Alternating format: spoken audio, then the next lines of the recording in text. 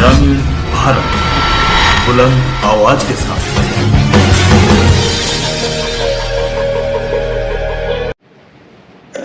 साथियों, चार धाम यात्रा शुरू हो चुकी है। उत्तराखंड के जो चार धाम हैं, गंगोत्री, यमुनोत्री, बद्रीनाथ जी और केदारनाथ जी, चारों के कपाट खुल चुके हैं। अभी तक हमने देखा है कि पिछले वर्षों की अपेक्षा ज्यादा भीड़ आ रही है। विशेषकर बद्रीनाथ जी और केदारनाथ जी में ओपनिंग के समय बहुत ज्यादा भीड़ रही और उसको व्यवस्था को बनाए रखने में पुलिस को काफी मशक्कत करनी पड़ी, किंतु फिर भी लोगों के सहयोग से व्यवस्था बनी हुई है। राज्य सरकार द्वारा निर्णय लिया गया है कि जो भी चार धाम उत्तराखंड के चार धाम आ रहे हैं तो रजिस्ट्रेशन जरूर से जरूर करवाएं। रजिस्ट्रेशन किस साइट पर होता है? वो है registration@touristcare.uk.gov.in। इस साइट पर रजिस्ट्रेशन जरूर करवाएं, क्योंकि अगर आप रजिस्ट्रेशन नहीं कराएंगे तो आगे से इसको मैंडेटरी कर दिया गया है, तो फिर आगे आपको ऋषिकेश से ऊपर नहीं चढ़ने दिया जाएगा। उसमें उत्तराखंड पुलिस द्वारा उसमें चेकिंग कराई जा रही है और फिर आप आगे ऊपर नहीं चढ़ पाएंगे। तो ये हमारा पहला रिक्वेस्ट है कि आप जरूर से जरूर रजिस्ट्रेशन करवाएं, अन्यथा आपको यात्रा में दिक्कत आएगी। दूसरा, मैं ये भी कहना चाहूंगा कि रजिस्ट्रेशन के साथ साथ, क्योंकि आप ऊपर जा रहे हैं, इतनी हाइट पे जा रहे हैं, 11,000 12,000 फुट पे, तो आप अपने रहने की आदि की व्यवस्था भी एडवांस में बुकिंग करा के चले। आजकल सब कुछ ऑनलाइन है। जिन लोगों को बुकिंग नहीं है फिर वो परेशान होते हैं, फिर पुलिस को उनके लिए जगह ढूंढनी पड़ती है। कुछ लोग बरामदे वगैरह में रहते हैं, तो वो इतनी हाइट पे रहना ठीक नहीं है, वो आपके हेल्थ के लिए भी ठीक नहीं है। तो कृपया करके अपने ये वाली बुकिंग्स भी समय से कराएं और अपने कपड़े वगैरह भी प्रॉपर लेकर के चलें, जिससे कि कोई इस तरह की हेल्थ की दिक्कत भी आपको ना आए।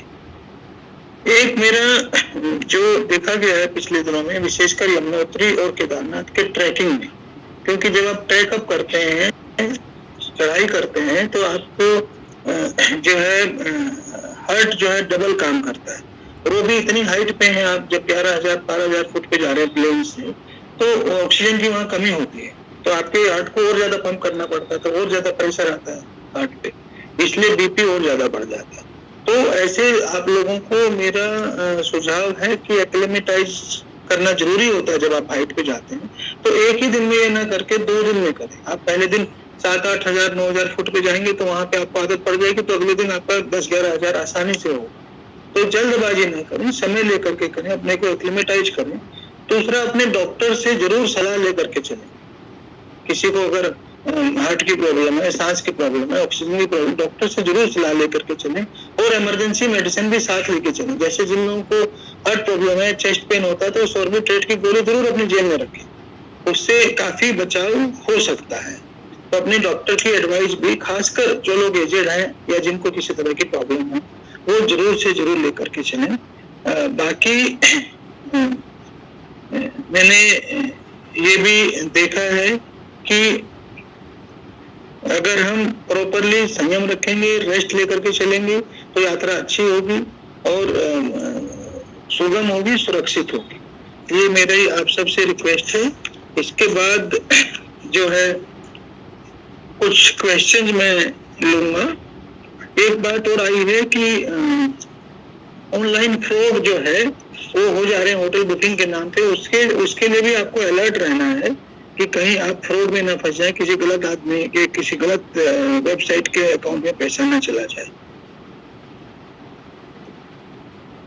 कुछ एक सवाल जो आ रहे हैं, डॉक्टर की तैनाती क्यों नहीं है, होटल वाले पैसा ज्यादा ले रहे हैं।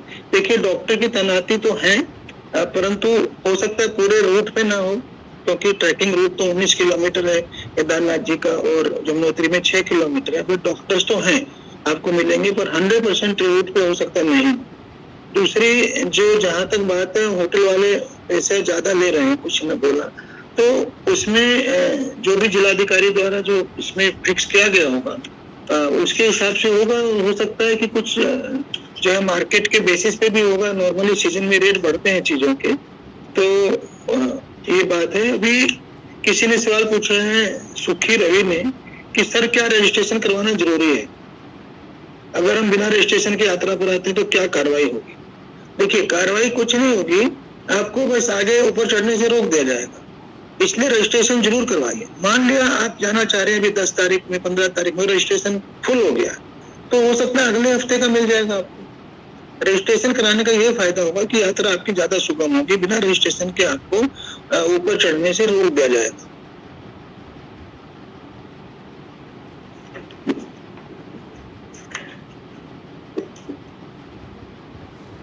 किसी ने कहा रूम बुकिंग नहीं मिल पा रही जबकि रूम खाली है। मेरे विचार से ऐसा नहीं है, रूम खाली होगा तो बुकिंग क्यों नहीं मिलेगी। रूम क्योंकि काफी ज्यादा इस बार तीर्थ यात्री आ रहा है, पिछले 2 साल यात्रा नहीं चली है, इसलिए थोड़ी ज्यादा प्रॉब्लम है। तो मैं तो यही सजेस्ट करूंगा कि देखिए मई और जून जो है इस यात्रा का पीक है। जुलाई अगस्त में बारिश होने की वजह से यात्रा कम हो जाती है, थोड़ा सा पहाड़ों में लैंडस्लाइड वगैरह भी होते हैं। सितंबर अक्टूबर फिर से बहुत अच्छा मौसम आता है। आप अपनी यात्रा अगर मई जून में आपको स्लॉट नहीं मिल रहा है तो सितंबर अक्टूबर के लिए प्लान कर सकते हैं, तो फिर आपके लिए और अच्छा होगा।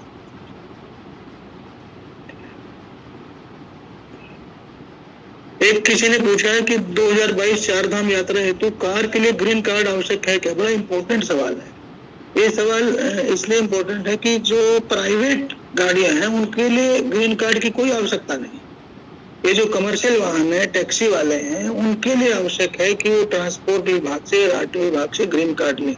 ये ग्रीन कार्ड इसलिए है कि उसकी टैक्सी को टेस्ट कर लेंगे मैकेनिकली कि उसमें कोई गड़बड़ तो नहीं है, कहीं पहाड़ों पे जाके फेल हो जाए, ब्रेक फेल हो जाए, गाड़ी गिर जाए।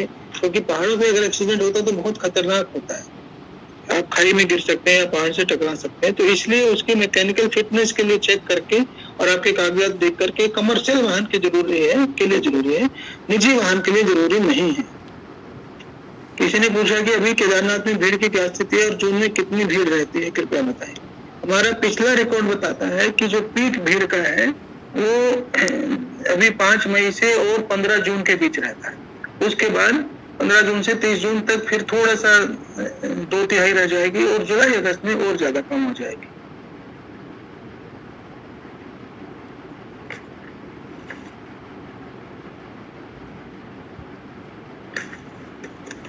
कुछ एक दो सवाल हो रहा है। क्या उत्तराखंड राज्य के स्थायी निवासी को श्री चारधाम यात्रा के लिए पंजीकरण आवश्यक है? ये आप ही की सुविधा के लिए है। आप उत्तराखंड के निवासी हो या बाहर के निवासी हो, आप ऑनलाइन रजिस्ट्रेशन करा लेंगे तो इजी रहेगा आपके लिए, तो ये जरूरी है। किंतु जो बीच का निवासी है, कोई मान लिया उसमें रहता है कर्णप्रयाग में, तो वो उसके लिए रजिस्ट्रेशन जरूरी नहीं है। उसको अपने घर जा रहा है तो उसके लिए जरूरी नहीं है। किंतु अगर आपको चारधाम जाना है तो जरूरी है। ये दोनों के वही सवाल थे। लोकल को भी रजिस्ट्रेशन कराना जरूरी है, लोकल भी वही है। अगर आपको चारधाम जाना है तो जरूरी है, किंतु अगर आपको अपने घर जाना है तो उसके लिए जरूरी नहीं है।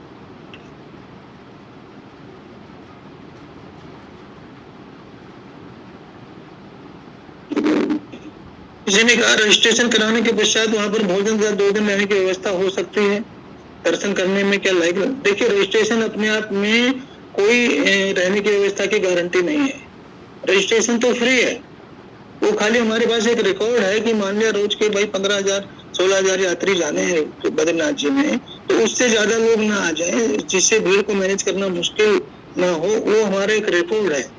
अगर आपको अपने रहने की व्यवस्था अलग से बुक करानी है उसके पेमेंट क्यों होगा। दर्शन करने में लाइन लगेगी, लाइन लग रही है। मैंने देखा है कि यमुनोत्री और गंगोत्री में ज्यादा बड़ी लाइन नहीं है। बद्रीनाथ जी केदारनाथ जी में लाइन है, 2 से 3 घंटे की मान के चलिए आप की लाइन लगेगी, तो उतनी आपको तैयार रहना चाहिए। एक मैं बद्रीनाथ जी में अभी किसी श्रद्धालु से मिला, 7 बजे, वो 6:30 तो कपाट खुले और वो कह रहे हमारी 9 बजे की वापसी की बस है। तो ये गलत आपने प्लान किया है।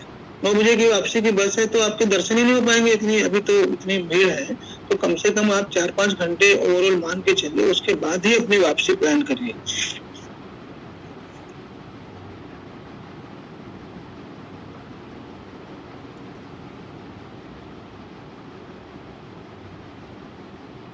जोशीमठ टेनिस द्वारा ब्लास्टिंग की जा रही है और नदी में मलबा डाला जा रहा है, धूल से यात्री परेशान।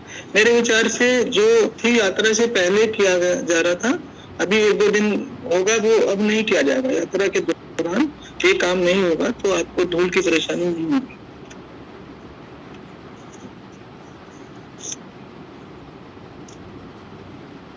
संजय तलवार, संजय तिवारी है, 15 लोग हैं, क्या रजिस्ट्रेशन हो जाएगा सबका करा? हाँ, रजिस्ट्रेशन सबका ही कराना होता है और सब हो जाएगा। अगर मैंने कहा अगर इस वीक का नहीं मिलेगा तो उससे अगले वीक में मिल जाएगा या उससे अगले वीक में, वो तो सबका जाएगा। रोज का जो ओवरऑल संख्या है चारों धाम की मिला करके देखें तो हमारी करीब करीब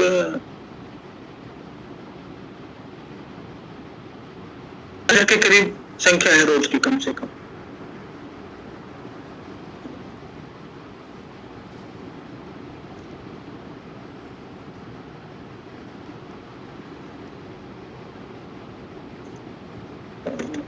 मेरे ख्याल से जो बेसिक पॉइंट्स थे वो मैंने बोल दिए हैं। अगर आपके कोई और सवाल होंगे तो उसको भविष्य में भी हम अटेंड कर लेंगे। जो भी यहाँ रहे तो समय लेकर के आए। यहाँ की संस्कृति इतनी समृद्ध है, एरिया इतना प्राकृतिक सुंदरता, मतलब पूरे वर्ल्ड से में कहीं नहीं मिलेगी ऐसे ऐसे आपको चोटियां दिखती हैं, लोकेशन से दर्शन होते हैं। तो आप पूरे समय लेकर के आए, पेशेंस से आए, जल्दबाजी में ना रहें, क्योंकि जल्दबाजी में रहेंगे तो आप खुद भी परेशान होंगे, दूसरों को भी परेशान करेंगे, तो आपकी यात्रा और अच्छी होगी। उत्तराखंड पुलिस पूरे देशवासियों की यात्रा को सुगम और सुरक्षित बनाने के लिए कटिबद्ध है, प्रतिबद्ध है और हमारा पूरा प्रयास है कि आपकी यात्रा सुरक्षित हो। कहीं कोई प्रॉब्लम आती है उत्तराखंड में रहते हुए, आप कभी भी 100 नंबर और 112 नंबर डायल करेंगे तो आपको 100% रिस्पॉन्स मिलेगा। हम जो जिले हैं इन सब के जो एसपीज हैं उनके नंबर अभी अपने उत्तराखंड पुलिस के वेबसाइट पे, पेज पे, फेसबुक पेज पे, इंस्टा पे, सब पे डाल देंगे, जिससे कि आप लोगों को देख करके अगर आपको आवश्यकता पड़े तो उनसे भी बात कर सकते हैं।